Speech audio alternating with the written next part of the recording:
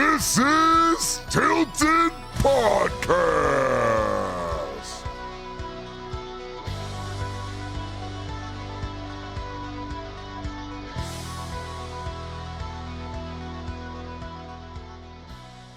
Guys, welcome. Another episode. I believe this is episode 9. I think that's what we're on. We're kind of flying here. You know, we're in the middle of football, but right now we've got something a little more important to talk about because always playoffs or postseasons are phenomenal to conversate about, you know. So I'm gonna let Anthony with the decked out Dodger gear. We'll go ahead and run the show here. We obviously I've got, you know, it's the NLCS and the ALCS going on right now. Yankees 2-0. What do you think? I don't know, man. I said before the series started, I felt like the Yankees were going to roll. I actually told Brad that yesterday. I don't know. I look at the Yankees lineup and I think they're going to see the bullpen. Cleveland has a very strong bullpen, obviously, but they're going to see a ton of that lineup's going to see it a ton. And I think those hitters are good enough to catch on to him, especially when they see him multiple times. So I think it's going to be – I think Yankees are going to roll. I think Cleveland gets one or so at home and would not surprise me if it does not go back to New York. I don't know what you're seeing, what you're thinking, Brad, but that's just my take on it. Well, I don't understand. I mean, I had practice history, so I missed early, but I didn't understand why they took their best pitcher out so early. They should have left Tanner Beebe in longer. I mean, it is what it is. He's their best pitcher. They've got a strong bullpen, but, you know, when a guy like that's not on the mound, you're going to get stretched out and you're going to need that bullpen. So I thought their best chance answer was Beebe, but typical quick hook, right? And I don't understand it, but I think it's kind of put them behind the 8 ball now. I think it's probably going to go 5 or 6 at the most. Yankees look strong, man.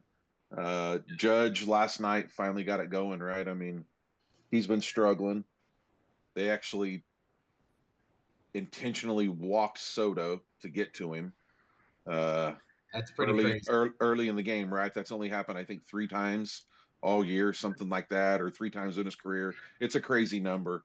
And then I think that got him laser focused, man. And then he came up later on and, you know, hit the 2-run bomb to kind of extend the game and put it out of whack. But Yankees look good, man. Yeah.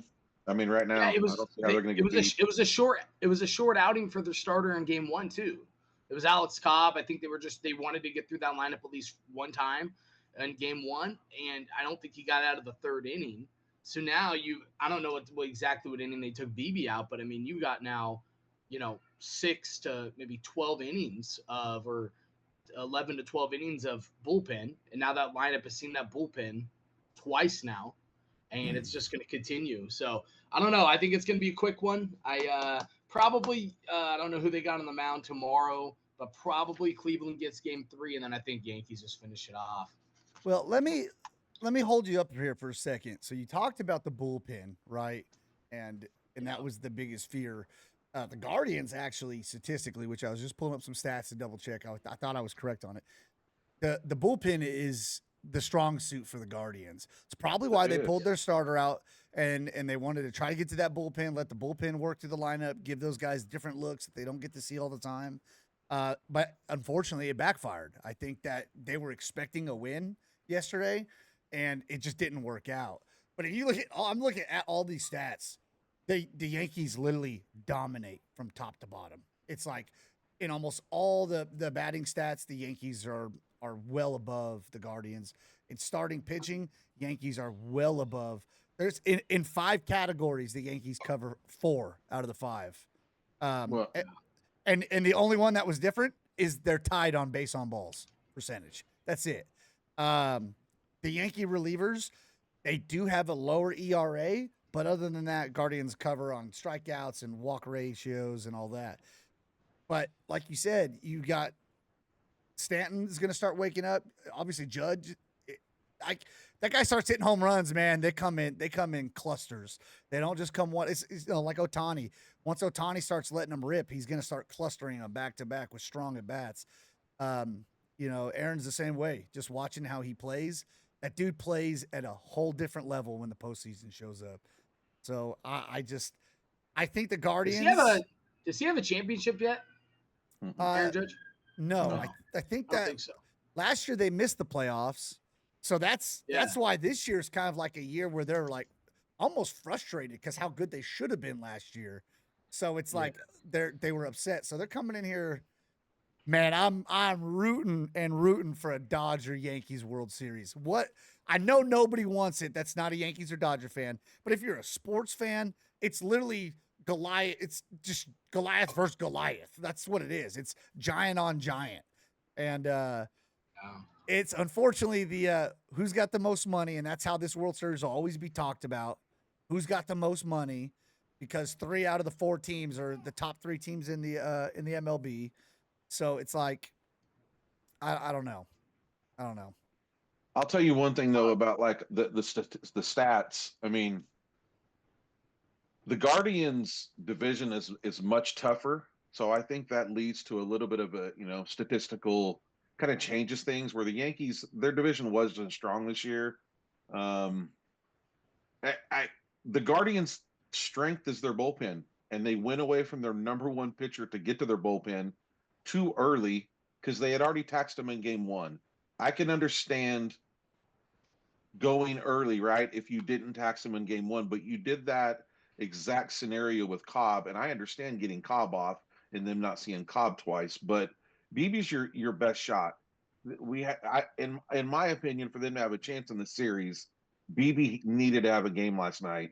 He needed to at least see the lineup twice to shorten the bullpen up, because now they've seen him 2 games, right? So that's my concern overall. I don't know. I think they misplayed last night, but I don't disagree. They also had a lot of shots, though, right? I mean, they had the bases loaded, I think, twice, back-to-back innings, like the 4th and the 5th, and couldn't cash nothing in, right? I think maybe put 1 across. So you get that chance against the Yankees, you've got to capitalize with how potent their offense is. Yeah. So we got a big one tonight. I'll say transition over to the NLCS. Humongous game. I know the Dodgers stumbled that last game at home with that bullpen going, but like looking at that score, man, it really came down to that grand slam. That was it. That was the game changer. And I think we talked about it. It went over the wall barely. Like it came from a guy that doesn't often hit home runs as well as everybody else. Obviously, Francisco Lindor, an insanely good shortstop, and bravo to him to lead that game off the way they needed with a home run.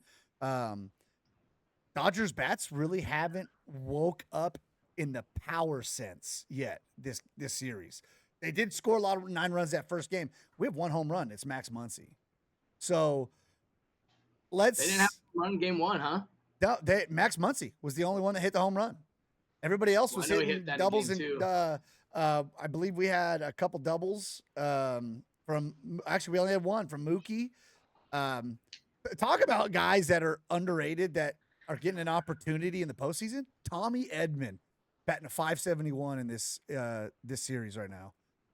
A guy you probably never would have thought would be where he is right now in this position, starting shortstop, for the Dodgers. I'm not too concerned after game 2. I think if there was a game that they were going to lose, it was probably going to be that bullpen style game. You're not going to roll out bullpen and just get shutouts every time you do a bullpen game.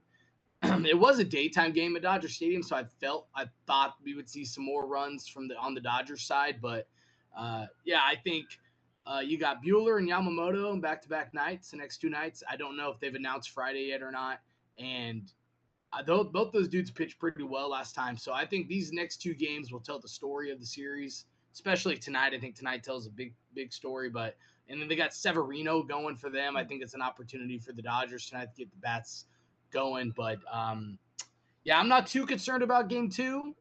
We'll obviously have maybe a different opinion after tonight. What do you think, Brad? I'm completely opposite. Really? Oh man, look, I'm around some Mets fan. One of the guys that coached Logan for a long time that we're around, huge Mets fan. The thing with them, they have more pitching than us right now. They just do. We don't have starting pitching. That's why we had to go to a bullpen game 2.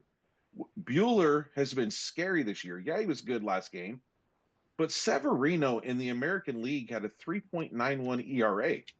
Dude dealt this year. So the only positive I can think as far as matchup wise tonight, pitching wise for the Dodgers, is that Severino's fastball heavy. You throw fastballs at the Dodgers, generally we do pretty good damage. But I'm concerned about Bueller, man. I genuinely am. And the Mets lineup is no joke, man. I don't know, like the Mets have been the hottest team. I think it's last 70, 80 games. They're by far the hottest team. They've won the most games. You know, talking about the kid that hit the grand slam, he's not just some like young kid that's just shown up. Since he's been called up this year, the guy's on a tear. He's batting 378 in overall the playoffs, right? They've had to play more games than us.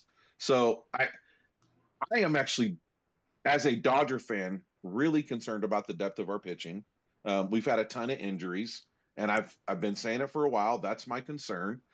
Usually our offense can overcounter that though. So, but tonight is a concern with me. They're going to throw Yamamoto 4 and they're throwing Flaherty 5.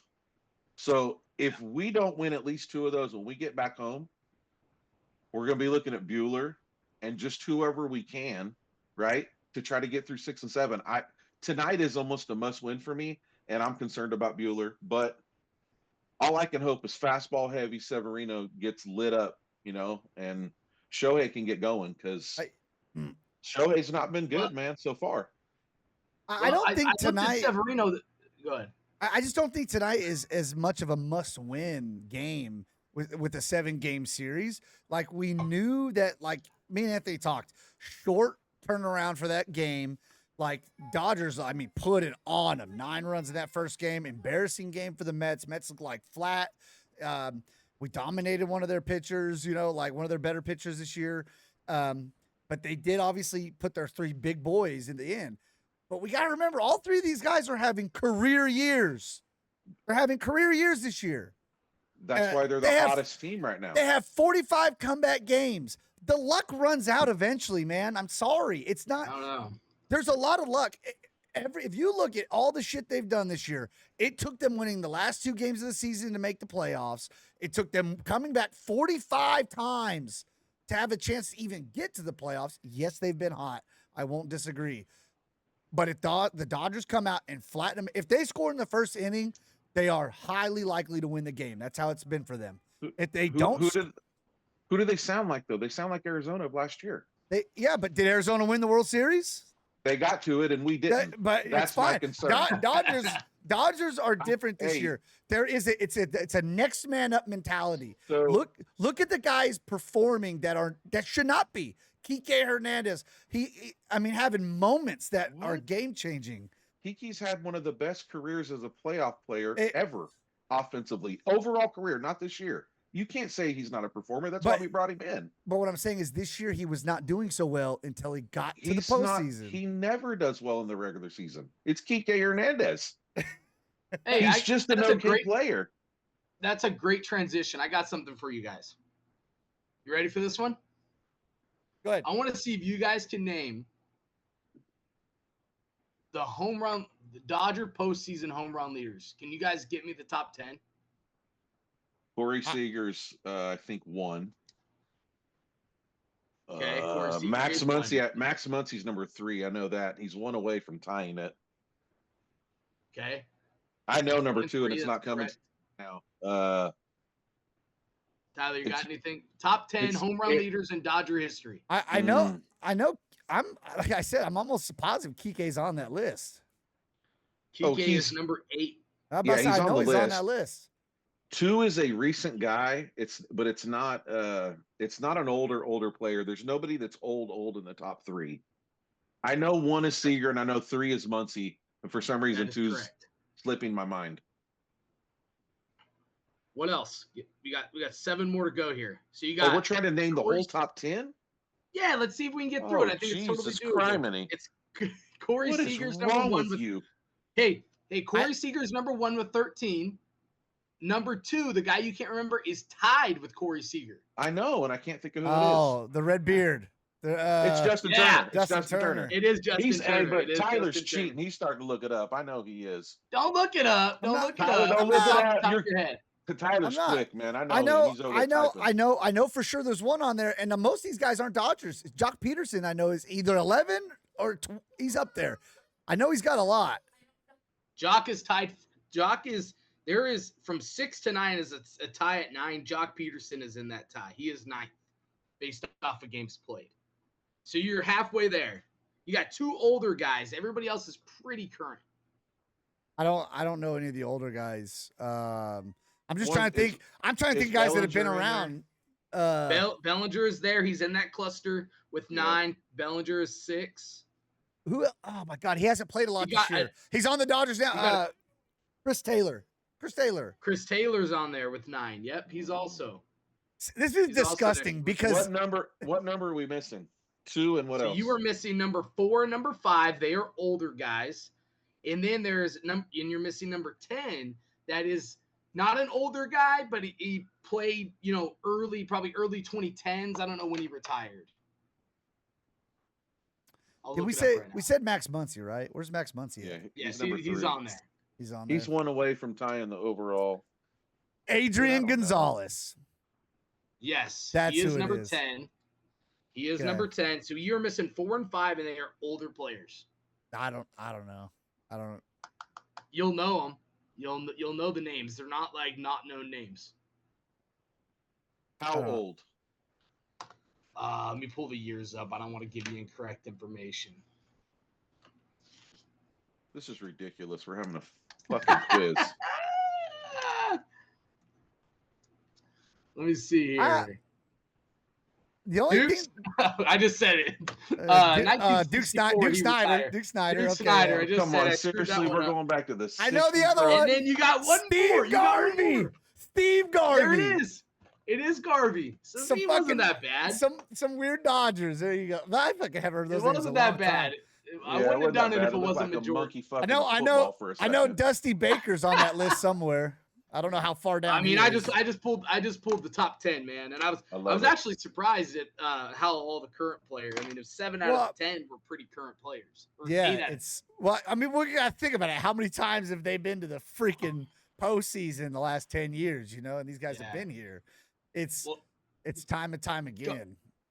going back to tonight, in my opinion, I looked at Severino, and I think it's like 8 out of his last 12 starts, he's given up 3 or more runs. I think if they get to him early in the first couple innings, get a run or 2 on him, I think they can get to him. I know he's had a career year, but it's not. I haven't seen. I mean, he's been pretty steady at 3 to 4 runs, but I mean, he's not going to dominate by any means. I don't think. So I think if they can get to him early, first inning or 2, get a run going, I think Shohei's staying in the leadoff spot. He has to get going. Listen, calling it I think now. it's- Shohei Ohtani is going to lead off the fucking game for the Dodgers with a home run. I don't know So, why. I just feel it. That would be a great I start. feel it. I don't know why. I just feel I it. would tell you one thing I didn't talk about with Severino that I think is a concern. 3.91 in the American League's a really damn good ERA. The dude has shoved this year. He's been off for 10 days. And It's a- it's really hard to assimilate, right? You can do all the live you want, but he hasn't pitched a game in 10 days. It's a So long time to sit. it's a Yeah. long time, right? So Yeah. that's my one, like, man, I'm hoping that early on he's a command guy, right? So hopefully a command guy coming off 10 days is not commanding and we can get on him early. I could see us getting on him early. But if he settles in, man, and he gets past 2 or 3, we could be in trouble tonight, fellas, because I'm telling you, Bueller, he had a good outing and he gave up 5 or 6 in 3 innings. Yeah, but man, a lot of So, those weren't his fault. Yeah, but but if you look Yeah. back at all his games, that was his best outing. It wasn't his fault. But man, this season has been rough for him, man. And I'm hope he's found it. I listened to him this morning. He sounded confident, but Dude, he's been hard to watch, man. And I'm a Bueller guy. Anthony knows I've had him in fantasy all over. I love Bueller. He's hard Yeah, to me watch too. I'm a though big right fan. now, man. And I'm hoping he shows up and he does what Walker Bueller can do. And if he does, I think we win easy. But That game against San Diego, man, there was some different zip on his ball, and I don't know what it was. He was it like, did look good. it was almost like he just said, I don't give a fuck. I'm going after every single. He didn't get a bunch of strikeouts, but he got a lot of outs and was just like in control of that game. I do agree with Anthony. Look at Severino's number in the postseasons. Like, yeah, his ERA is like at a 4.50 but the last 3 games, he's given up a minimum of 3 runs. You know, That's not a lot. That's not a lot. 3 of runs, baseball, though, y'all. But 3 runs every game. That's that's not a lot in playoff baseball if you're the Yankees. I mean, if you're the Mets, right? Like you're going to win every game if he gets a 3. Yeah. With what they've been scoring? With what they've been scoring, let's just be real. That's what would happen. We need. Yeah, I just look at it. I'm like, he's not dominant. You know, he's not dominant. Typically one that strikes fear in me. So, well, I think he's a better matchup because he's fastball heavy. I am concerned though, like if we have to face like Manaea again in 6 or 7 with all that nasty shit, because that was not a good matchup for us. So we got to win tonight. In my opinion. His new arm slot, that Chris Sale look, disgusting. Holy shit! Disgusting. Like that dude's. If he would have done that at the start of his career, he might be a lot better than. It's just a different angle, and he didn't lose anything off of his pitches. And he like steps, which you're a baseball guy, Brad. It is almost unconventional how he's pitching. Yes. He's stepping across the fucking mound and then coming back around. It is weird. And Horton gained velocity. Yeah, that's what I'm saying. Like insane. Like, come on, man. So yeah, tonight is a must-win. The way I look at it from the Dodgers, we got to win tonight, and we got to just figure it out. I hopefully it's just an offensive freaking juggernaut for us tonight because we know we can have those nights.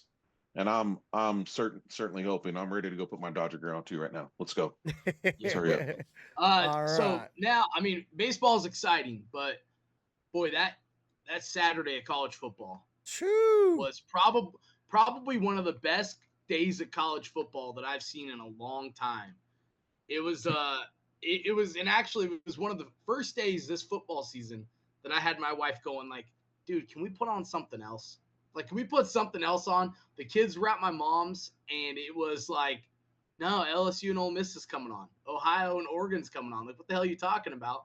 No, Boise State's coming on. Like, it was just from start to finish was a fantastic Saturday. And really starting with the Red River and the Bama game early on. What's going on with the Tide?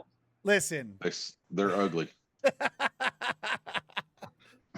It's like you know how I describe the other day, the last 2 games. I mean, we won Saturday, but there's always a joke, right? Like amongst the baseball guys I know, man. It's ugly, man. That was ugly. It's like kissing your sister. You don't ever want to kiss your sister.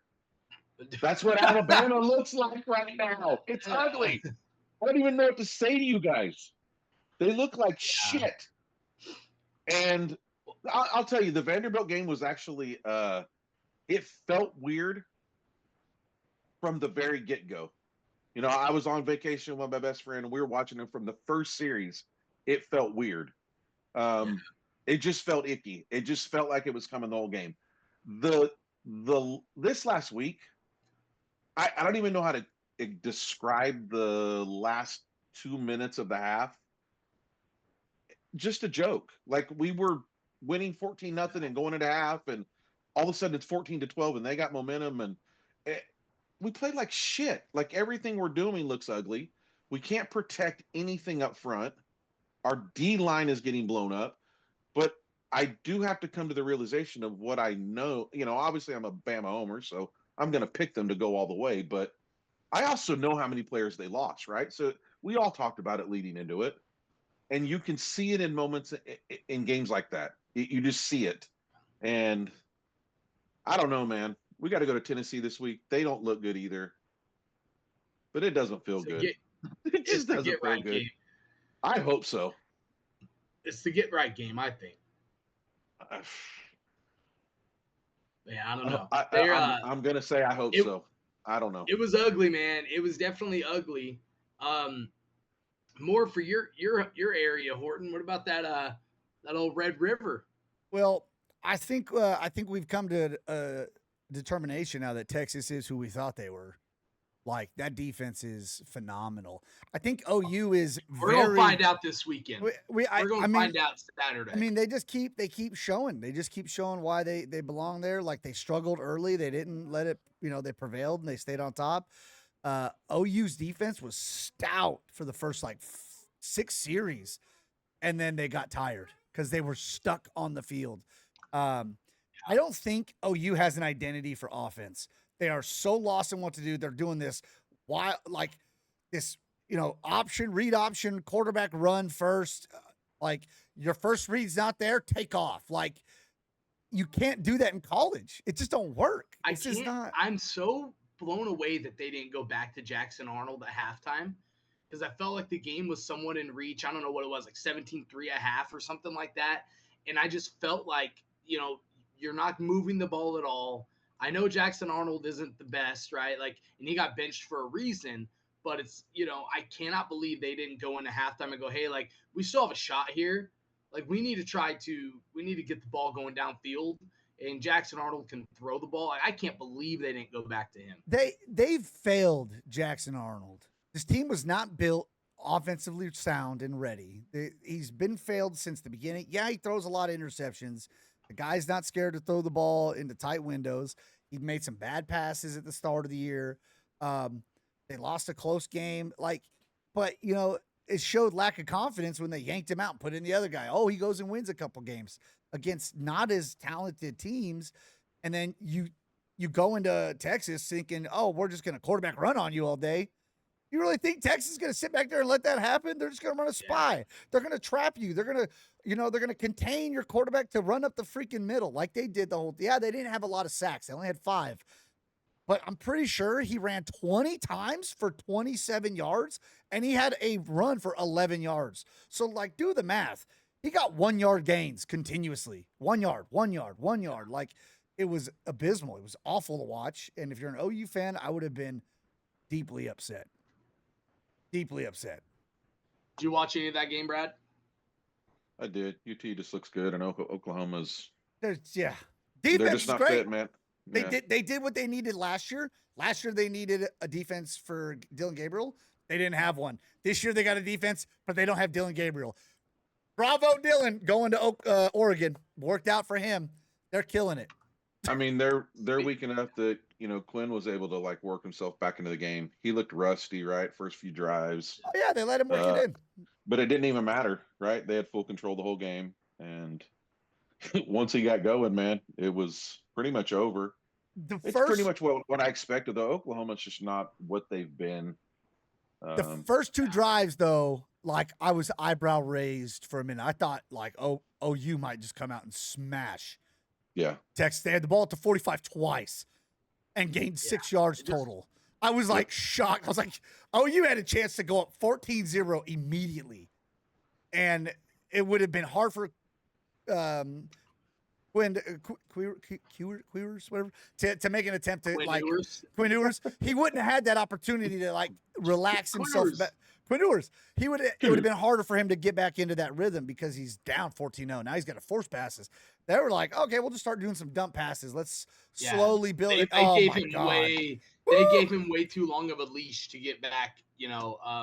But that Heisman way too long of a leash. Yeah, that Heisman look came out at the end of that game. I was like, God dang, boy. Oh yeah. Speaking of Heisman, and you mentioned him already, Dylan Gabriel. Hey, what a fantastic game that was. Ohio State. Man, I think Ohio. I know Oregon's Big Ten. I know Oregon's the Big Ten, and I'm not rooting for any Big Ten teams. But I mean, you just love to fucking see it, man. Ohio State losing. Oh, it's the best thing that ever happened. It's the best. It made Saturday so worth good. it. You know what though? What do you guys think about the old 12th man? I mean, we've had to have a new rule implemented mid-season because of what Oregon did, and it is absolutely genius. But it fucking changed the outcome of the game. Ohio State, they would have kicked the field goal. Okay, so just kind of what happened. 10 seconds to go. You know that it's pretty much the last play. They got to get in field position, right? So right before the ball snapped, Oregon sneaks the 12th defender on the field to defend the pass because they know it's a pass. They know they've got to get the yards. So right before it snapped, it's literally a couple seconds. The 12th guy comes on. It's like you've got another safety. They defend the ball. They make the tackle. Play takes 4 seconds, right? Clock says 6. Blow the whistle, 12th man. But it took the 4 seconds, and they couldn't throw the ball where they wanted to. And they only got the so they 10 got the 5 yards, but it 5-yard didn't penalty. help them. It didn't get them close enough, right? Well, then they were out of timeouts. So when they had to run, and everybody thinks they had a second left, they would have had a second left. Had the play went, the whole thing is genius by Lanning. I mean, it is, and you could see in the press conference, he laughed about it. He's like, it's something we work on, right? Well, it's something you can't work on no more. College football's already implemented a rule that within the last 2 minutes, Crazy. it's going to be a dead ball, right? They're not going to let that time run off. The game could be completely different just off one thing that Dan Lanning did. And I know, what a fucking genius move. I saw right? I saw the penalty. I didn't realize they created a rule. They created to a eliminate that. They just changed it. They just announced it yesterday. Monday. They started an investigation the day after the game, and they've already got a rule implemented today. They're awesome. not going to allow, because they know how big of a difference it changed the outcome of the game. Ohio State, yeah, and I know Anthony's a Michigan fan, right? Hey, one thing about Oregon though, they did prove. I know at the beginning of the year we talked about it. Are they tough enough up front? They are. I think they're tough enough up front. They are. Now, can they win that game on a neutral site? Is the question to me that I'm not sure of. I think we'll see that game again. We're going to. I think we'll see that game. I think we're going to see that game again, and I'm here for it because unfortunately my boys in blue are out of it, so I am here for it. Yeah, I'm all about it, neutral site, man. It's going to be tough. Good game. Happy for Oregon, but I don't know. Neutral site going to be tough against Ohio State. Yeah, there's two really big games. Speaking of the next week coming up, there's 2 major games, right? Georgia, Texas, Alabama, Tennessee. Like, these are possible momentum changers for playoffs. These are, like, if Alabama goes and loses, like, what does this do to them? Obviously, if Tennessee loses, does it knock them out, right? Like, do they even have a chance to get back in? They haven't lost yet? So Tennessee does have a loss. Yes, so they have a loss. They have 2 losses. Bama, Tennessee, and Georgia. If any of them lose, they're down to 2 losses. They all have 2. Yeah. Right? You lose one more, you're pretty much done. You got a good shot at SEC 2 losses, but 3 is going to be tough. It's going to be real tough to put you in with 3. So hey, speaking of being out, I don't know if you guys watched. Did any of you guys catch any of that LSU Ole Miss game? I did. I watched the end of it. I think Ole Miss is toast. I watched the entirety of the game from start to finish. I had it on split screen, so it wasn't like fully dived in. But I can't tell you how many times they were on first and goal to go, and I go to the restroom or I do whatever, and I come back and they do not have the ball and did not have points. Fumble, missed kick, going forward on 4th down, like they just shooting themselves in the damn foot. Like, look, they're beating themselves. Now they're down to 2 losses and still have big games to go. Like, I think we all had a pretty high opinion of Ole Miss going into this year, and I think they're done. I think they're done. They are. I'll tell you what, though, man. Teams go to Death Valley to die, man. That place is no joke at night, right? Those people are so lubed up by the time we get to a 6 p.m. game. That is probably – I would rank that as one of the toughest places to play a night game. So but the thing is, Ole Miss was in control of that game. They were. Like, pretty much the whole time. But that's they just what I'm saying. Something's weird there, man. There's something weird going on at that place. So this is I'm kind of looking at the SEC here. Man, this is a weekend for the ages, because this is like interconference game. Like, Georgia turns around and wins. They're tied with 1 loss in the conference. Alabama wins. They got 1 loss in the conference. Tennessee and Alabama and Georgia can what obviously out of Tennessee and Alabama, one of those teams is going to lose. But you got Texas A&M who plays LSU. So Texas A&M is 3-0. They go beat LSU. They're sitting 3-0 in the conference. They don't play Georgia. They don't play really anybody else. They don't left. play anybody. And they'll be at the top of the conference walking into the conference game with an opportunity to go to the playoffs. So Texas A&M gets by LSU this weekend. We may be looking at Georgia, Alabama, Tennessee not making the playoffs this year. Well, they may make the playoffs. They just may not play in the SEC championship game, which may be good for one of them, right? Because normally that loss. So, but A&M's got a cakewalk through after LSU. I agree. Yeah, I looked at it the other day, and I'm like, they're going to the They're probably playing in the SEC championship game. The way it looks. I mean, they got to play Texas though. If Texas stays undefeated, they'll play Texas in that game. That will be a last game of the year. Now that look will be at a it. game to watch. What if they're both undefeated and they know they're playing each other and it doesn't matter because they're playing each other in the SEC championship game? I just But don't. I don't know But it matters so much though when it comes to like those fans hate each other. I mean, it's ridiculous, right? Texas, Texas A&M. That game will matter, but it may not actually matter because at that point, if A&M doesn't have any losses and Texas doesn't have losses, even with one loss, whoever loses the game is in the SEC championship game because these other teams are going to beat up on each other. So it could be back to back. That's assuming that Georgia, Bama, and Tennessee all have more than one loss, though, right? Well, if Texas beats Georgia this week, right? Then Georgia's already at 2. Yeah. Georgia, yeah. Boy. So Georgia's going to be at got 2. Many more games with a shot to lose compared to A&M. A&M's schedule is a cakewalk. Alabama, if they win this week and LSU loses or wins, right? That puts LSU at 3-0, and if Texas wins, they're at 3-0. Alabama has to go beat LSU to be able to have a shot at that SEC title. Yeah, game. and they play. Guess where? In LSU this year. Play, and guess when that game's going to be? Mark my words. At night. Yeah. They will not make that a day game. They're going to make it as hard as they can. Man, I could already see it. What a fucking time to be alive, baby. I love everything. But we haven't said this. nothing about it. What about fucking Vanderbilt, man? Come on. What the hell? They're 2-1 in the SEC. Okay, enough of that shit. Move on. Fucking Vanderbilt. Dude. What I think is so like this Bama Tennessee game is do or die. Not necessarily for the playoff, but I mean, it's whoever loses this game is completely out of the SEC championship running. Done. You know, they're completely out. And I don't know, dude. I think Georgia, just for the sake of parity in this league, I think Georgia beats Texas, and then everything's fucking insane. Ooh, man. Everything's crazy. I got Georgia beating Texas. Tennessee's in a bad spot. This is a must-win game for Tennessee.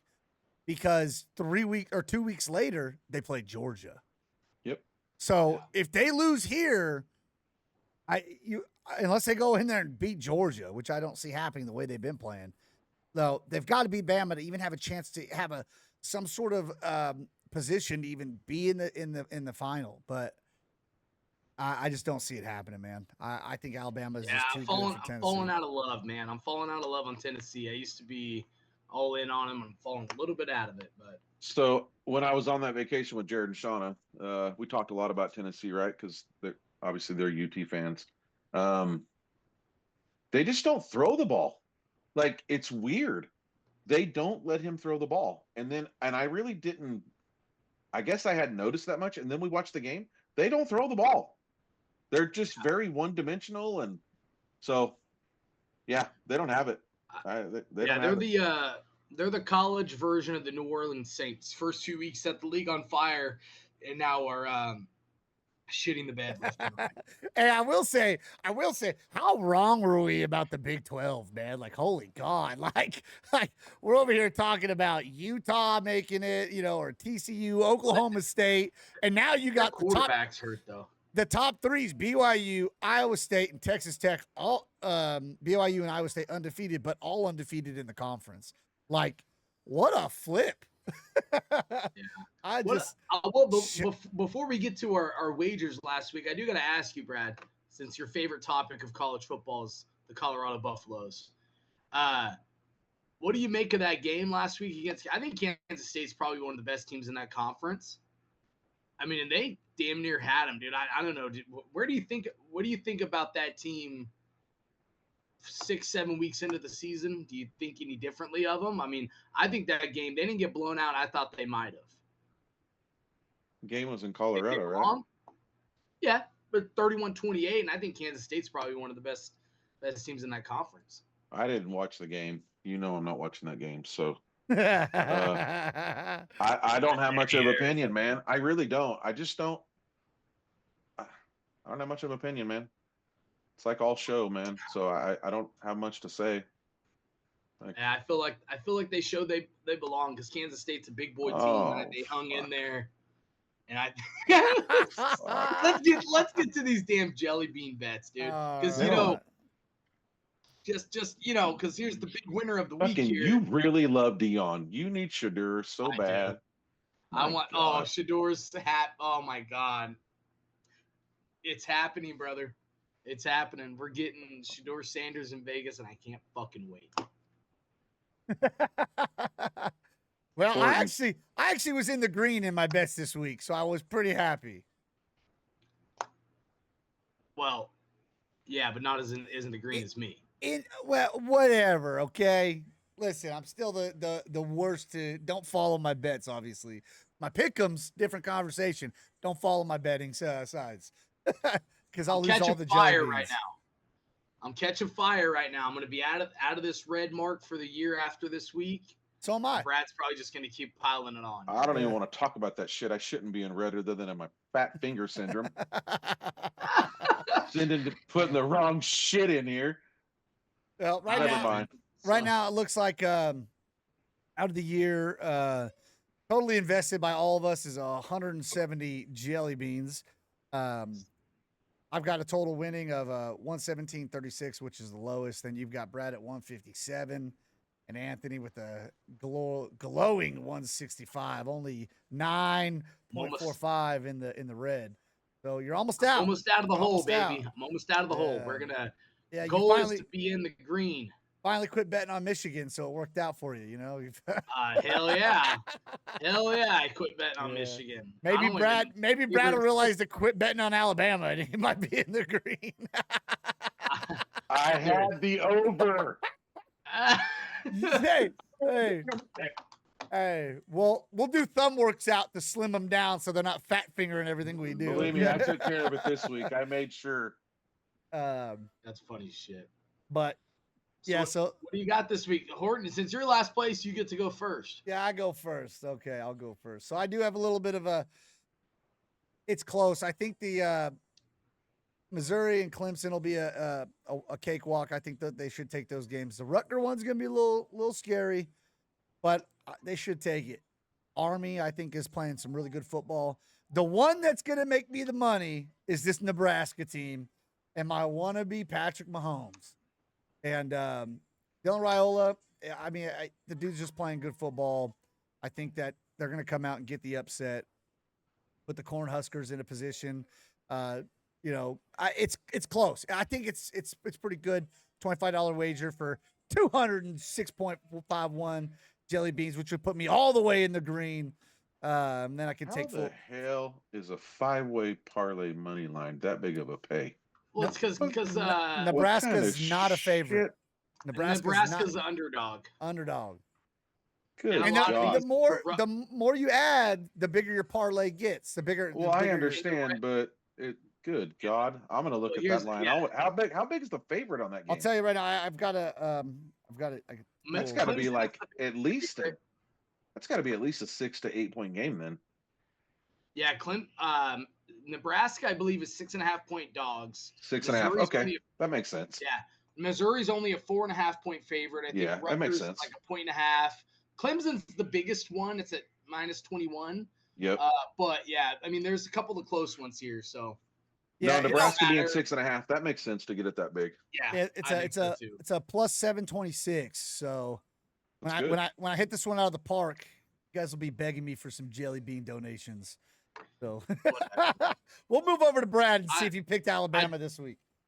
I do like Clemson though, man. Clemson's slowly becoming one of my favorite teams in the league or in the college football landscape. They're playing some good ball. Playing some Klubnik's good playing ball, really that's for well. sure. Yeah. Well, Brad's got a little nice backdoor 7-legger. I like this one. Oh My yes, 7-leg parlay. And look at the plus, man, because I'm a Baco boy, right? Plus 661. Born That's and the reason why raised. we're going with it. Pretty simple. They're all money lines. It actually starts the first game in 15 minutes. Sam Houston. Oh wow. So we'll They know are tonight when hosting. you don't win. We're gonna know. Yeah, we'll know tonight if this is gonna continue. They're playing, I believe, Western Kentucky tonight at home. That So I got happened to me a Sam couple weeks Houston, ago.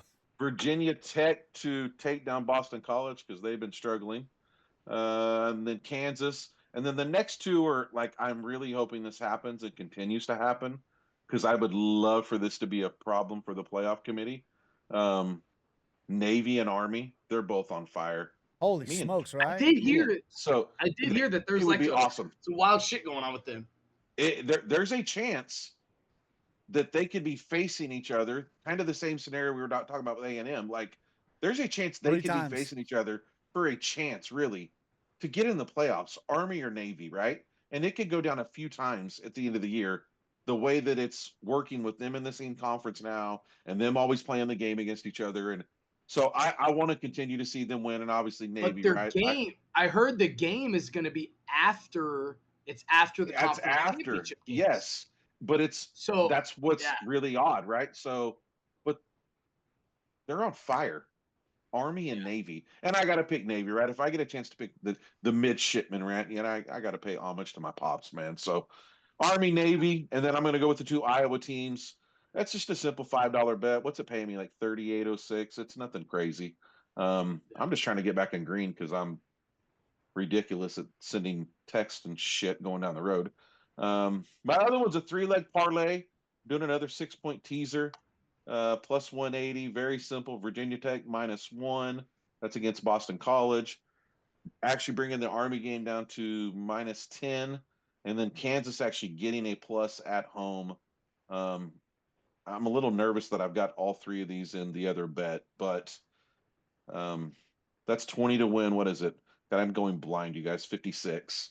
So we could name this I guess Zach would like it if we named it the Boomer bet section, right? Because I can't see that Boomer shit. bets. But yeah, that would be my bets this week. And hopefully we get back in the green, man, like we were a couple weeks ago. Put the champs up, buddy. Got the, Oh Oh god. shit. You ain't a champ until you in the green.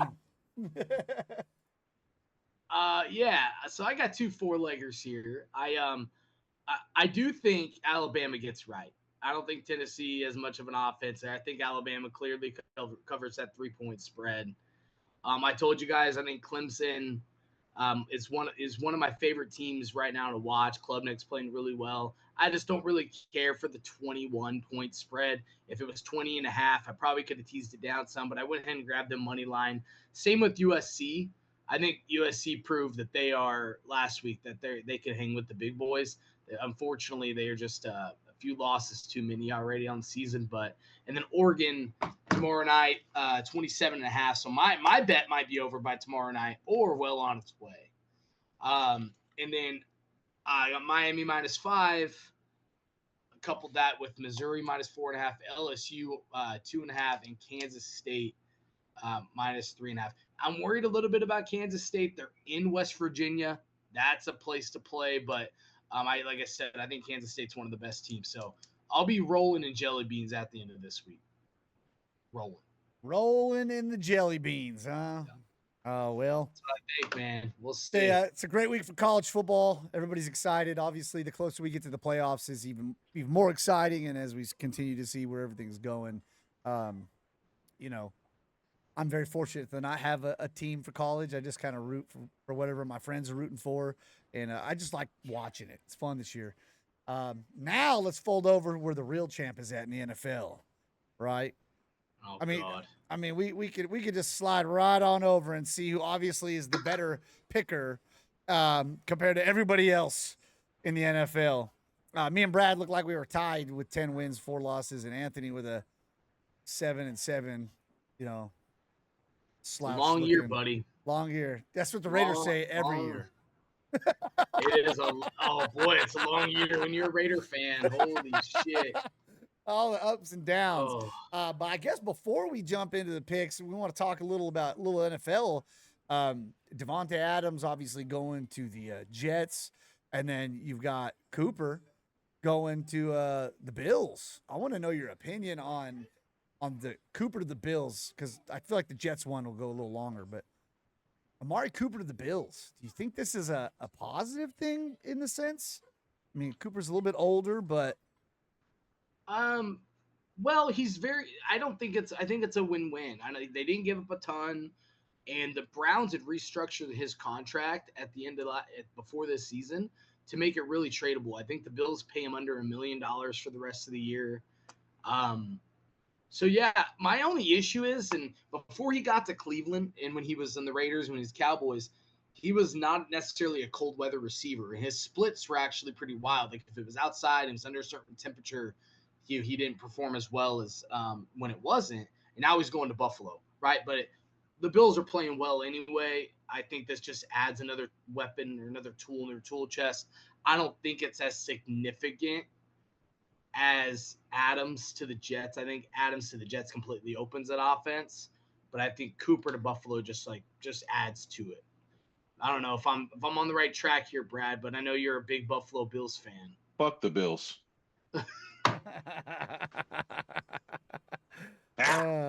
You know what?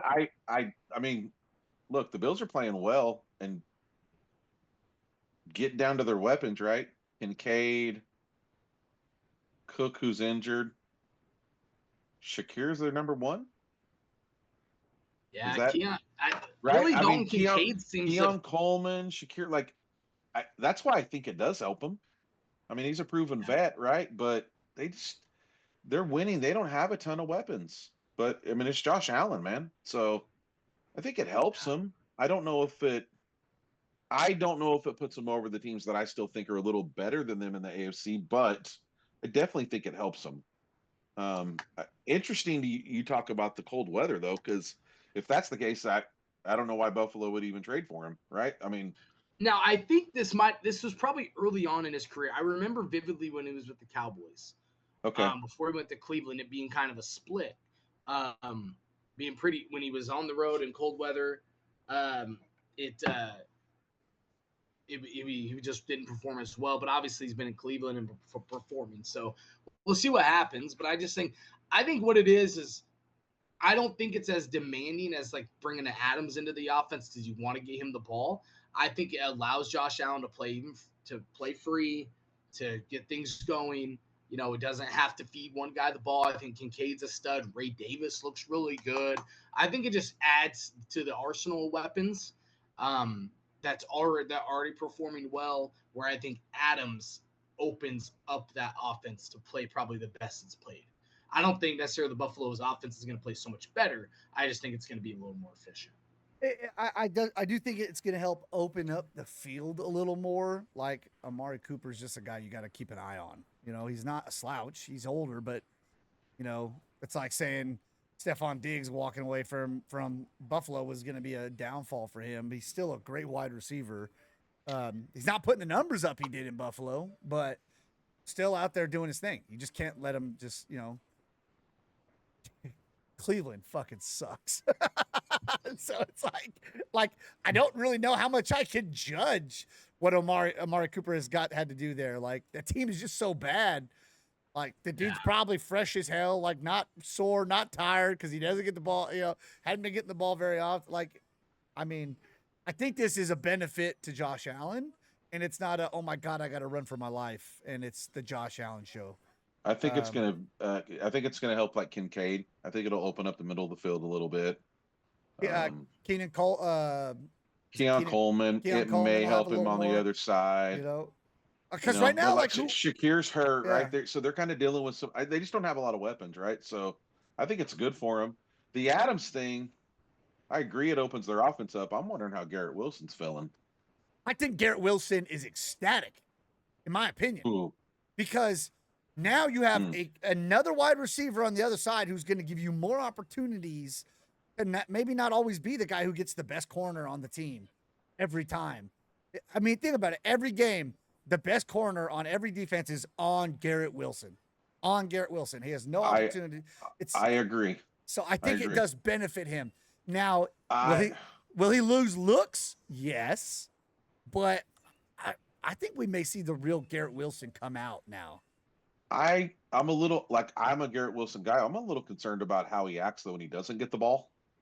He's already kind of showed so he's already shown some moments, right? And Antonio like, Brown. you've got to get the ball to Devontae. You've made the trade, right? Like, so I'm interested to see in 3, 4, 5 games, right? What does it look like? I think it definitely opens him up. I think it helps Wilson. But what is it like, right? He's getting targeted probably double digits every game right now, right? If I looked it up, I would guess he's getting targeted 10 to 13 times. Dude, He's not think in that he's looking up not what we going to talk. get those targets. So I'm not, if I'm not mistaken, Tyler, look this up for us. I'm 99% sure in that Vikings game in London, he had over 20 targets. That's what I'm saying. That's going to go bye-bye. So that's the part of the trade that I'm most interested to see play out, because Rodgers is looking to Devontae number one. That's his guy, and he's building up that relationship with Wilson, but he doesn't have that with Wilson, and it's going to be easy just to look to Devontae's way. So what does Garrett Wilson do the first week that he gets 5 targets? Well, let's what I wanna hold on. So I think we're kind of confusing because in the first 4 weeks he had 6, 4, Yes. 5, 5. And In Minnesota, did you watch him on the sidelines during those games? Oh yeah, he was frustrated. I do. That's agree. what I'm getting at. That's why they've been feeding the ball so much.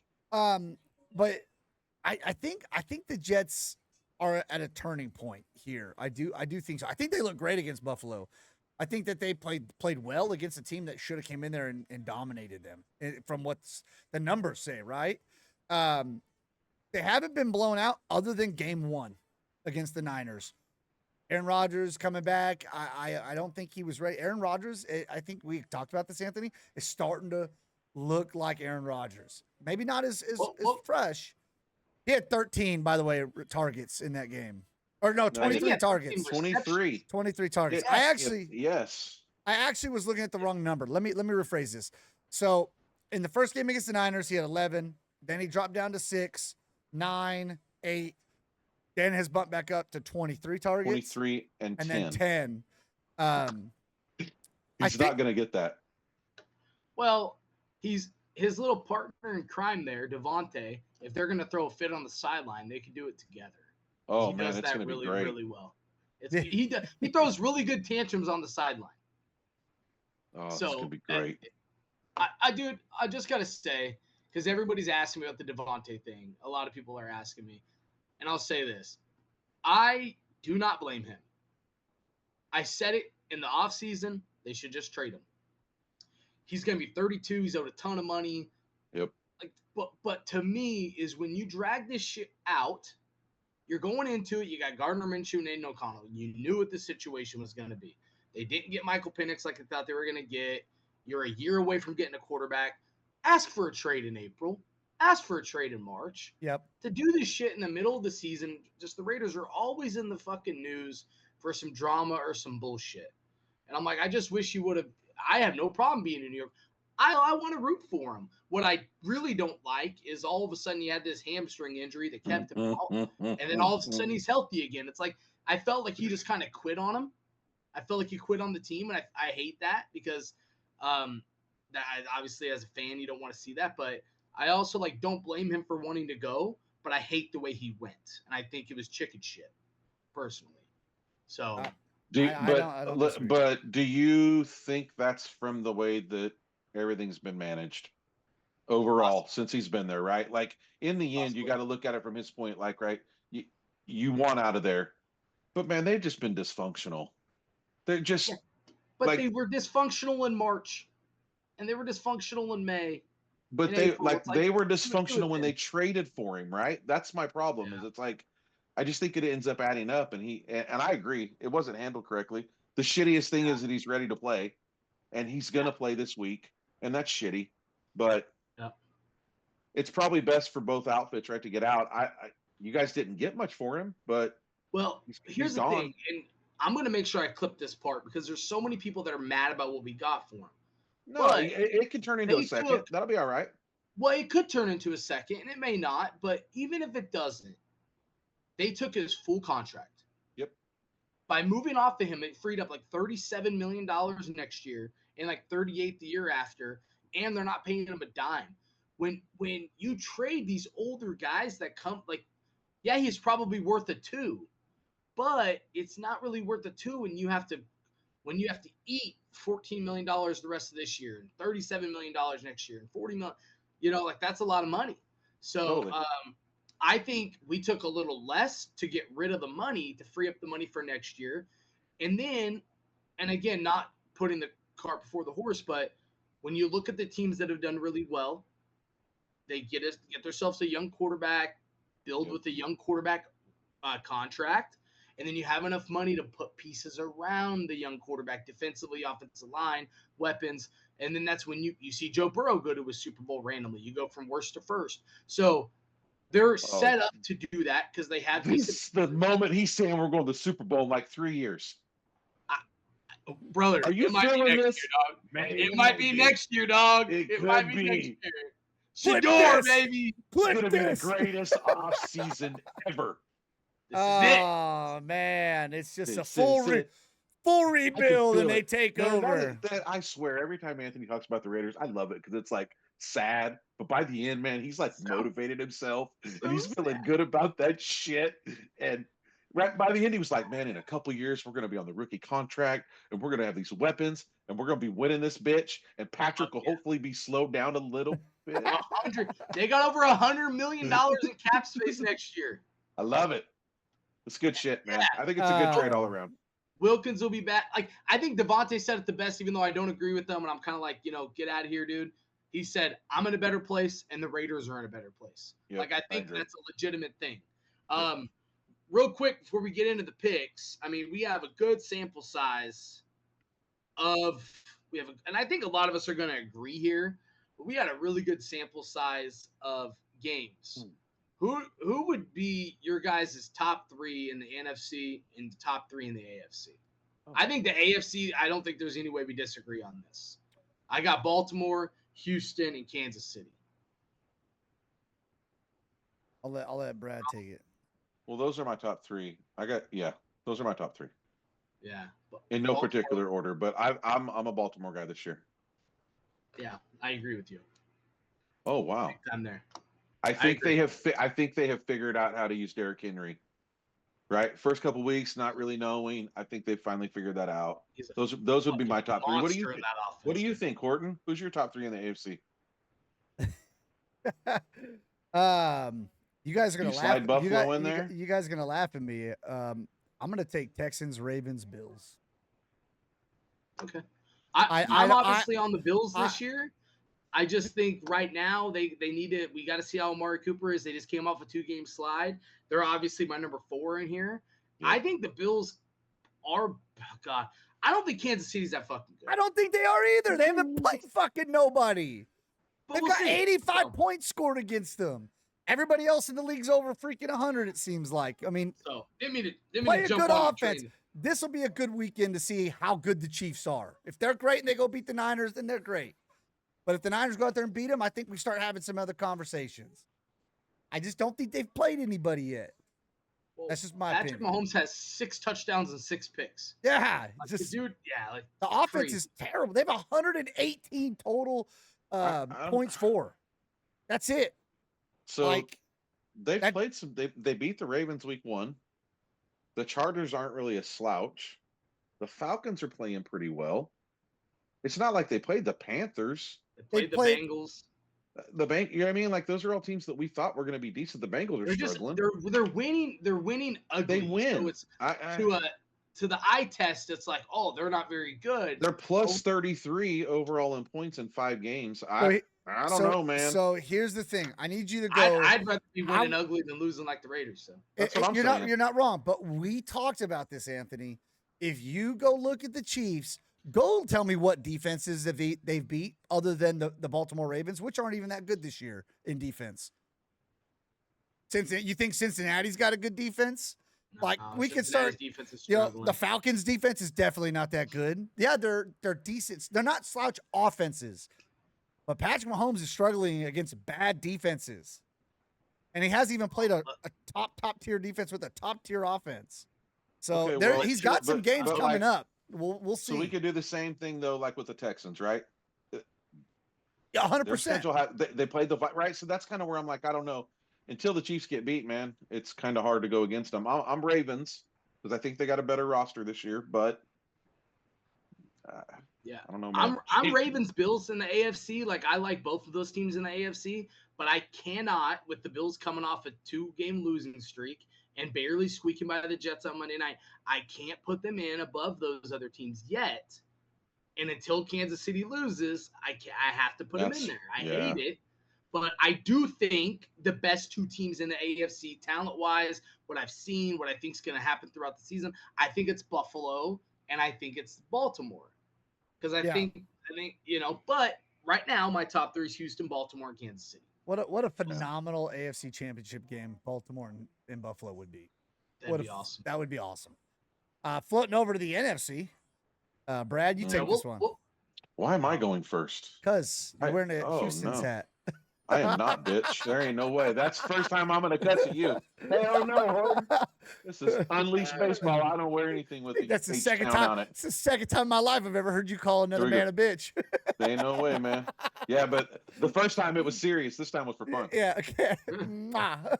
Okay, here we go. Man, NFC is wide open. I can go as far down looking at standings. 49ers are 3-3, right? And yeah. They should win the division. They should be in the top 3 overall. So I catapult them all the way up. I got Detroit. Man, this is hard. The NFC North. I'm going to tell you, this is where I'm struggling because I feel like Detroit gets in front of Minnesota. I feel like Minnesota comes back to reality at some point. Green Bay, to me, is playing really, really well. I love the way Green Bay plays. Now they got Jordan Love back. I'm actually going to be completely weird. Detroit, Green Bay, and San Francisco. I can't disagree. I think the NFC North is the best division in football right now. The NFC North is ridiculous. I don't know how I'm leaving Minnesota out right now, but San Francisco is going to be better by the end. Yeah. And I think Green Bay is better than Minnesota. They almost beat them. They beat a broken injury. Yeah, they beat a broken Jordan Love. I'm going to say Green Bay's better than Minnesota, and I got Detroit as my top team right now. So Detroit, Green Bay, 49ers. I don't know how the hell I'm saying, but that's what I'm saying. What do you think, Anthony? I'm in the same exact boat, dude. I have 3 written down right here, but I put Minnesota / Green Bay. Like if I had to gun to my head pick 3, I put Minnesota there because until they lose, they already beat Green Bay. But I think Green Bay is going to be a better team long term. I mean, think of it. That Love was out with the injury. Then they had the Romeo Dobbs situation. Christian Watson's been in and out. So they've been dealing with a ton of injuries, and they're still playing really well. So, like, I think if I'm looking to if I had to say right now, gun to my head, I had to put Minnesota in there. But, boy, I just like I think with Buffalo going to be in front of Kansas City, I think Green Bay is going to be in front of Minnesota. And I think Sam Darnold, the wheels started to come off a little bit in London against the Jets. He played like shit. I think Motor City Dan Campbell is going to have some shit for him this week. And gonna. I mean, obviously they're gonna be without Hutchinson and whatnot, but I think it's gonna be a good one. Yeah, I mean, Kevin O'Connell. I got the Niners are obviously in there too. I got the Lions, the Niners, and then I guess Minnesota with Green Bay just like right there. You guys both make me not feel like a homer right now because I was like, man, how can I put my team up there because it's my team, right? But I sit there and I watch, Kevin O'Connell, man, has done a phenomenal job with his situation in Minnesota. Like obviously Sam Darnold has looked great. But I do think, me and you were talking, I was like, oh, Sam Darnold's starting to look like Sam Darnold. And I think a fully healthy Jordan Love beats Minnesota that week. I really do. He was literally limping after every time he got up and started walking. He was limping. I think Detroit's gonna be in a weird spot. You lose your team captain, your guy on defense. That's going to hurt them, in my opinion. But how do you not put him up there, man? Like Dan Campbell's awesome. That team's awesome. Amon St. Brown. I love everything about all that squad. I think the Bears are a year out. Caleb Williams looks great. I just can't put him over the Packers. I'm in the same boat as both of you. It was icky. It was Packers or Minnesota. That was my choice. And Jordan Love's getting healthy, and Jalen Reed looks like the guy now. In you know, I'm with you. Horton, you know what? This is telling me Anthony is fucked because you're the NFL Nostradamus, man. So Anthony's fucked. But we're both going to be right. You're wrong, Anthony. I said right now. Right now. Come on now. There is one team though that is playing pretty good football, and their defense is starting to look like they can get somewhere. It's the Commanders. I don't know if they can make the push against how well the NFC is, but Jaden Daniels, Lane Kiffin's made him look. It's Lane Kiffin, right? That's who it is. No, you got to throw it. That's Ole Miss. It's Cliff Kingsbury. Cliff Kingsbury. Sorry, I was thinking Red and not Lane Kiffin from USC when he moved. I was thinking out of Arizona, obviously. He's put him in great position to look like a great quarterback. I do think Caleb Williams at the long run will probably be the better quarterback, but you can't be mad at what Daniels is doing over there, man. He looks stellar. He's playing good football. At the end of the day, it's going to be Niners. I have to go Niners, Lions, Packers. In the order I would perceive it: Lions, Packers, Niners, in that order. Hey, real quick, before we do the picks, can I ask Anthony something about the Lions? Because I've seen this rumor, and I know he has. No, it's fake. Hey, it's bullshit. Hold on, though. Happening. Hey, if you're talking about clearing space, and you're talking about starting over, no. I know you don't want to see it. But can you imagine if they get Max Crosby? I see a tear. Coming right now. I'm just asking because we have to address it. We have to address it before we move on. Because I know it's rumor. He's getting that room's hot. Get hot. So look, but hot. Anthony, it could really happen if they want to clear space. So he's actually somewhat affordable the way his contract's done. But it's not going to be to pay him. They got to pay the motherfucker. Well, they just paid him. Yeah, but bro, you know these guys. He's going to get another contract in a year or two. Yeah, but so here's what happened. They signed him I think it was last year, the offseason before, right?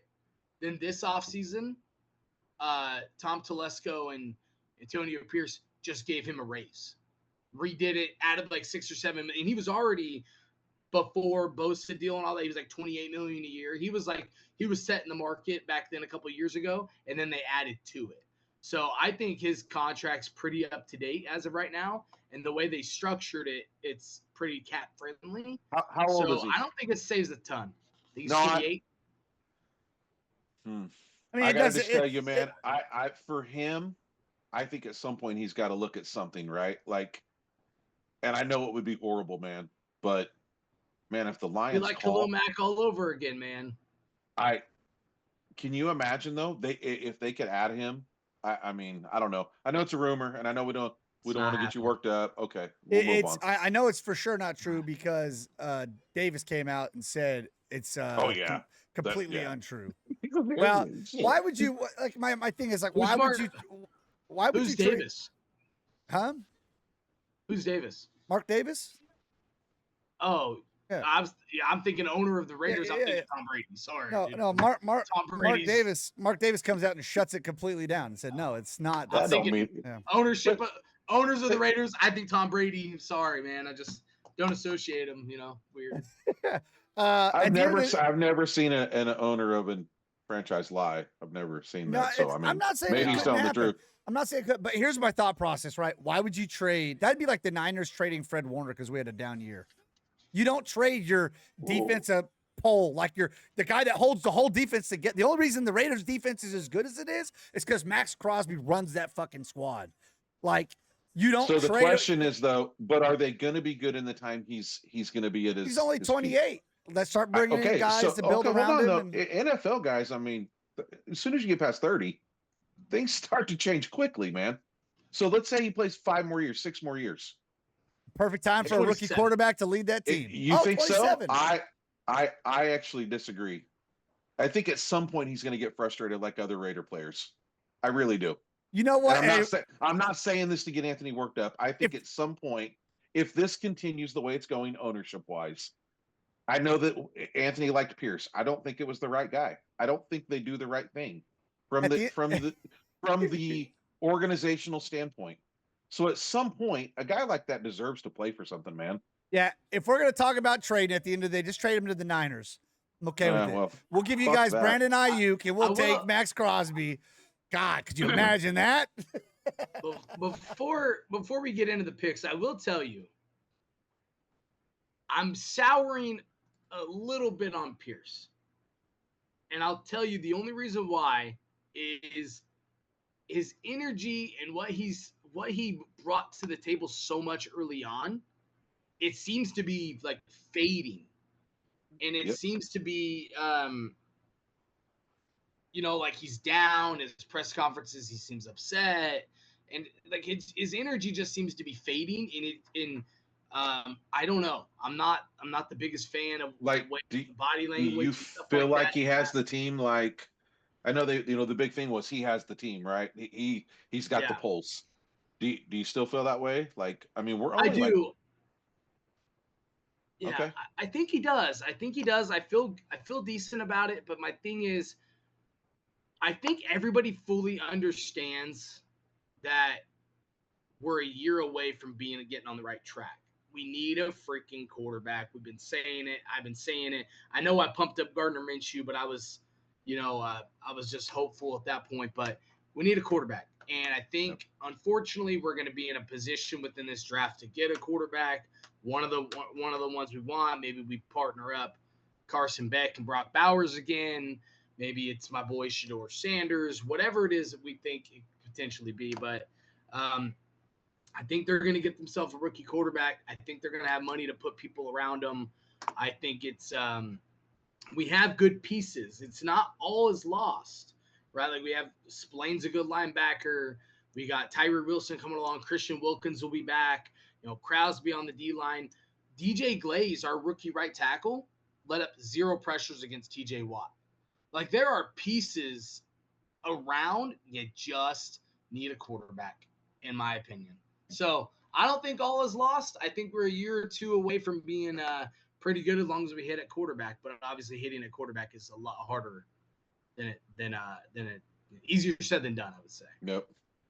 Well, let's fold into the picks here. It seems like because we're, running this pretty good. Go Niners. Yeah, we're here. I'll let Anthony loves this, so I'll let him take it over. That's my favorite part, man. Thursday night. So Thursday night, Broncos at the Saints. The Saints are absolutely decimated. 2.5-point favorites for the Broncos. We'll start with Tyler. We'll get you first dibs on this one, buddy. 2.5 points, Broncos.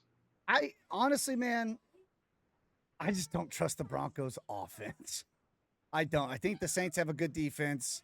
They did get beat up a little bit this week by Baker Mayfield, but they did intercept him a couple times. I just think that the Saints offense just kind of fell apart. Rattler looked good. I'm taking Saints. Bradley. Same exact reasons. Sean Payton going back. I feel like the Saints are going to win. I don't know how. I don't know. Yeah, it's not like I know what the fuck I'm doing, so I'm just going to go the Saints. I almost flipped because I found out right before we got on here that Surtain is out. But I don't think that really matters too much. It's not like Rattler's going to be blowing him up. I don't know how much Kamara's going to be able to get going on running the ball. Shaheed is out. Olave is out. Derek Carr is out. I'm going Broncos -2.5. Taking that one all day here. London, 6:30 in the morning, West Coast time. The Patriots and Jaguars. Jaguars away from home. Jaguars are 5.5-point favorites. Bradley, you're up first. I've got the Jaguars typed in our document. I'm gonna go with Jaguars. I think Drake May still needs a little more time. Patriots are not that good. It seemed like Sunshine started to play a little better last week. I'm gonna go Jags. I had to flip. Good. I can make that game up. I think that I think the Jaguars win, but I don't think that they're gonna cover. I agree. I'm on the Patriots plus 5.5. Good shit. Wouldn't surprise me if they win outright. Game of the week here, potential game of the week. The Lions at Minnesota. Lions 2.5-point underdogs. I am on Lions plus 2.5. I think we all are. We're I'm all also gonna look Lions. like fucking idiots if Minnesota beats the Lions. See, I think this is a welcome Darnold kind of game. You know, I think he's played really well, but they've got enough film starting to show on how he's changed his style and what he's been doing differently. I don't know. I like Lions, man. Lions are a good squad, and they go for it on fourth down pretty much anywhere. So.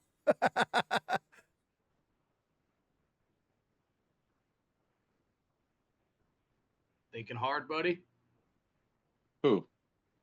You. Oh, I'm on the Lions. I thought you were going. My bad. No, My I bad. did. I said it first. Okay. All right. So God, some really good games. Houston going to Green Bay, 3-point favorites for the Packers. Orton. I like Jordan Love getting a little more healthy, man. I'm taking old Green Bay here. Green Bay covering the 3, huh? Yes. Yep. I'm in the middle on this game. I'm in the middle. I've got the Packers typed in. 3 scares me. I feel like this game's close. I'm going to stick with the Packers. I'm on the Texans plus 3. I expect them to potentially win outright. Ooh. Horton, he wanted to pick this one as survival. You got Philly going into New York, and I can't see it because I got a Zoom thing in front. I think it's Eagles are minus 3-point favorites. Yes. Brad? Yeah. Who you got?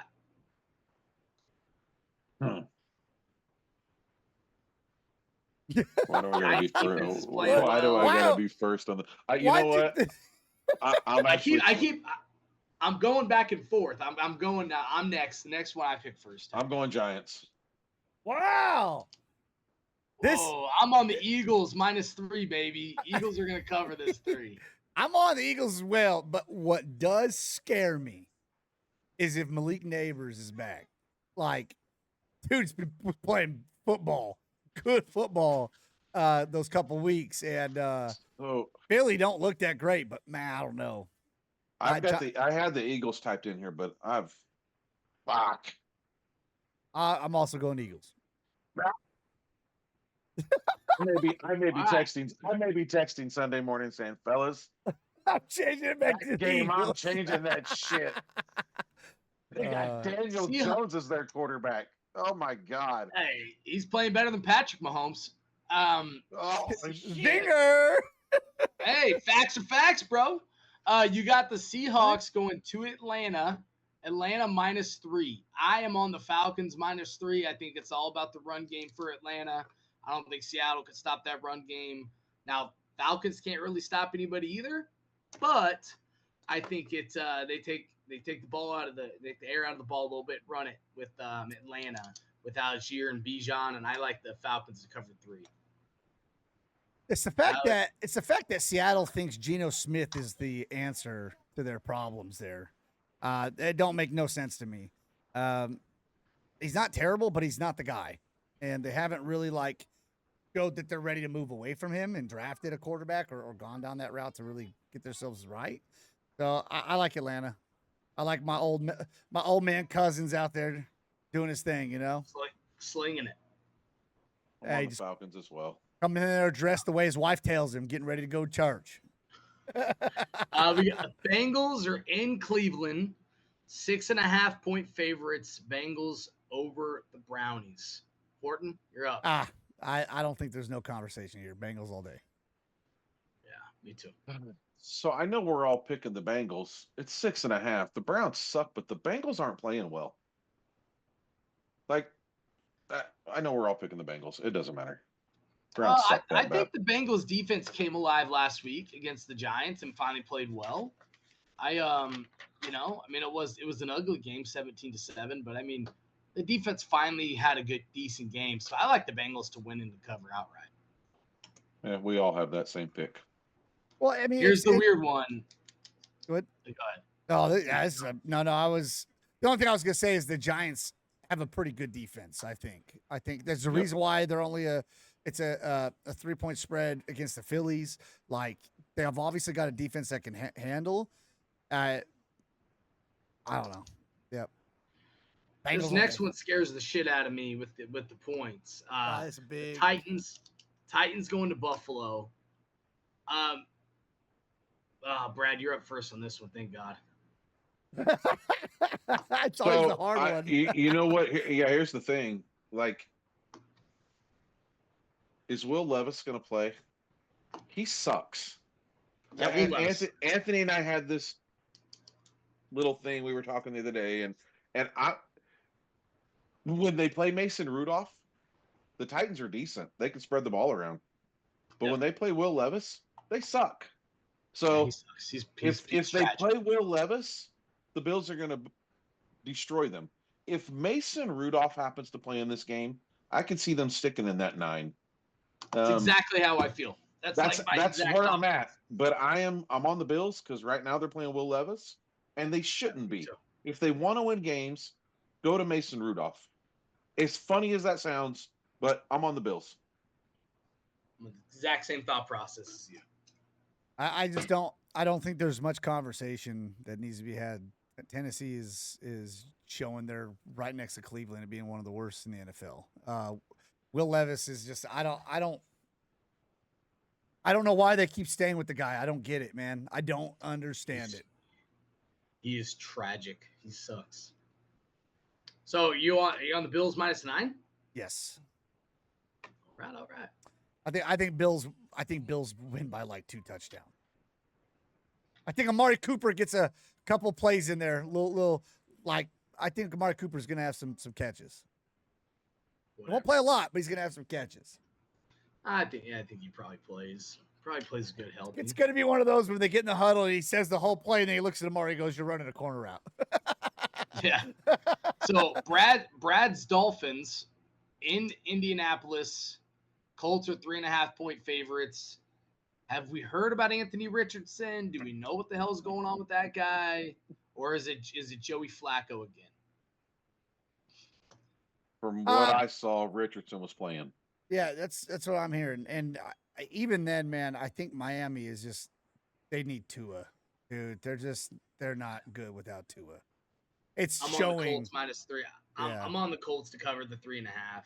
So am I. I'm not because Richardson's going to play. If they were playing Flacco, I would agree with you guys. But I think another week of Huntley having the offense, our defense can go in and play. Richardson, he makes them very one-dimensional. And if they were playing Flacco, I would say they comfortably beat us by the 3.5. But I could see them beating us, but I think the game's going to be very close. It's going to be an ugly game. It's going to be ugly if you have Richardson and Huntley at quarterback. And that's what I'm expecting. And I figure the Dolphins can keep it close and at least keep it within the 3.5. Wow. All right. Well, Panthers going into Washington. The weird. Yeah, hey, on that, do you know why I'm actually thinking that? Just real quick. The last game with Huntley, we went into New England, right? Who I actually consider a better defense than the Colts. We were able to figure it out. And we played like shit. So that's why I'm leaning that way, because Richardson has just not been what we expected him to be. So we'll see. So it's a makeup game. I'm going to make up a game on you guys. I mean, I don't disagree, but the only thing I'm going to say is Huntley has started 2 games and is yet to throw a touchdown. Yeah, and we still were able to go into New England and win. That's what I'm saying. And Your he's running starting backs, and a chain's going to play. He practiced today. Yeah, Yeah. He's out of concussion protocol. Going to look a lot different this next week. I'm telling you. 3 weeks, 4 weeks into the system, he's going to know more than motion. He did know more than motion the last week against New England. It's just it was an ugly game. I feel like this game's going to be the same. Let's not get stuck on that shit though. It's the Dolphins. And the thing is, they have to win, in my opinion, for when Tua comes back. This is the game they have to win. They got to stay close to 500 before Tua gets back. Yeah. Or else the season's over. So you got the Panthers going to DC. 7.5. Commanders are favorites. It's a weird hook there. Yep. I don't even know who's up first in this one. I lost track. I'll take it. I'll take it. I like Washington. You know, Washington has looked good. I believe Robinson will be back this week, so they get one of their good, you know, their big pieces back. You know, like I said, defense has been playing well. Commanders are Carolina's just not good. It's not good. Yeah. I don't really believe too much in in Washington's defense. I mean, they pretty much got manhandled by Baltimore. I think their offense is light years ahead of their defense. And Chuba Hubbard's having like a career year running the ball, and they're either activating Jonathan Brooks or they're opening up the window for Jonathan Brooks to play. So I don't think Panthers can stop anybody. I think the Commanders run the ball down their throats. I like the Commanders -7.5, but I don't think it's as slam dunk as possible. And side note here, because Carolina can't stop any run, I like Jaden Daniels and whatever the hell his yards are on the over this week on the prop side. So who are you going with? I got Commanders. I talked a lot of shit, but I'm on the Commanders. Okay. Well, I think the Commanders are a much better team, but 7.5 scares me in any time in the NFL. And the Panthers are not good, but they have been better with Dalton offensively. I think the game can be it could get away from them, but I'm gonna stick with the 7.5 and go the Panthers. I feel like it'll be a 6 to 10 point victory, and I'm gonna hope that it's the 6-point side. Let's just see. I can see it. Plus, I got to make up some games. I could see it being bigger, and then like them scoring at the end, kind of garbage time to keep it within 7. Yeah. The Raiders are heading to their beach house in LA, playing the Rams. Rams are 6.5 point favorites. I'm going to jump on this real quick. I'm picking the Rams. Okay. The Rams are going to cover. Sean McVay coming off a bye. You got Cooper Kupp's potentially going to play. Like I like the Raiders are in complete disarray. I'm going to take the Rams 6.5, and I don't want to say nothing else about it. Okay. Well, we both agree, I believe, Horton. Motion. Rams. Yeah. All approved. All right. We've already talked about Horton, the Raiders today. Oh, this is the game of the week. I don't even want to go anymore about the Raiders. You got the Chiefs going into San Fran. San Fran are 1-point favorites. Horton, I'm going to let you kick this one off, buddy. So I believe it's actually moved up to their 1.5, the Niners. Whatever. We got it at 1. It has changed a little bit. Man, this is the Brock Purdy show. So that's all I'll say. I think Niners easily cover this game. They're at home. It's this game means more to us than it means to them. That's the thing. It means a lot more. We talked about it. The Niners being stuck in that dilemma, not being able to beat the Cowboys in the late 90s, early 90s, late 80s. And it was the struggle to get it. And then guess what? Steve Young and them company finally did it. And they went and won a Super Bowl. I think this is that kind of game. They need to win it in the middle of the season to have that confidence in the playoffs if they make it to the Super Bowl against them. So I'm taking the Niners. I got one thing I want to ask you, and I want to see if you know what this is, Tyler. Okay. 21-4. That's Andy Reid's record off of a bye. Yeah. I'm taking Kansas City plus. About to be 21-5. Very well could be until they lose. Cheeseburger eating motherfucker. Bradley, where you at? I have the Chiefs typed in. I'm just wondering if this is the week that Pacheco and Rice being out catches up with them. Could be. It could be the week. They are going to a tough place. You know what? No, fuck that. Horton's in the lead. We're going the Chiefs. Ah, yeah, baby. Give me another win. We Let's got go. Let's go for it. Aaron Rodgers and Devontae Adams going into Pittsburgh to face Russell Wilson, which is, I mean, I'm beside myself at that decision to take Fields out. I don't understand it. Be Sunday Night Football, Jets at Steelers. Russell Wilson is getting the start.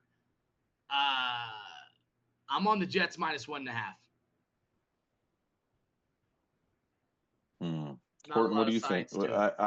Man, honestly, I'm never going to pick Russell Wilson. Fuck that.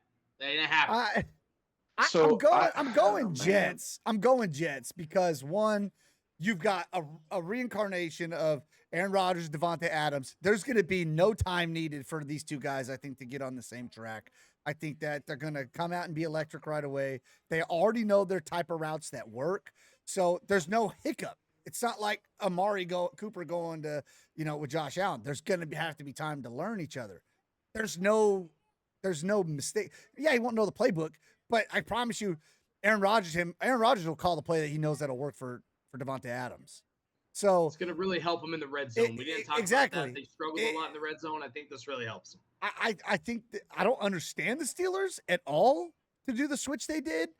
I don't know. I think the Steelers are fucking confused. So I don't know. Here's the thing. I know Anthony absolutely hates Russ. Russ is not a great quarterback, but Fields has 5 touchdowns in 5 games. It's not like they're doing anything offensively. They're not winning because of him. They're winning because their defense. I think he has more than that if you include rushing. No, okay, I'm talking passing. So I'm just talking in general passing. He's got 5 rushing, 5 passing is what he's got. Yeah. So I just don't think they can throw the ball. And in the end, for them to win, are they going to be able to win with just him running the ball? I don't see it. I think they almost have to make the change. Man, I don't know. I don't know. I'm actually on the Steelers. They're at home. Oh yeah, the Steelers are. Their defense is. What did we talk about at the beginning of the year? It's fucking Mike Tomlin and his defense.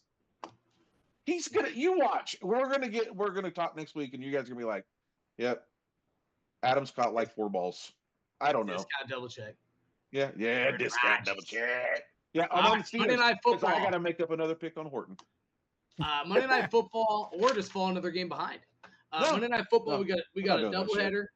I know, but we're gonna finish this up right now. Doubleheader, we'll make it quick. I'm on the Ravens -3.5 and the Chargers -2.5. So you're on both Ravens and Chargers? I'm on Ravens and Chargers minus. Yep. I second both of those. I know Baker played well that last game. All approved. Aye. It's going to be a good week. The one thing I will say that I just read thought was hilarious says the Bears did Justice Field dirty, but not as dirty as the Steelers did benching him after a 4-2 start. So it's kind of crazy to think you can go 4-2 and not be a starter of the team anymore when you're not throwing pick after pick or being terrible.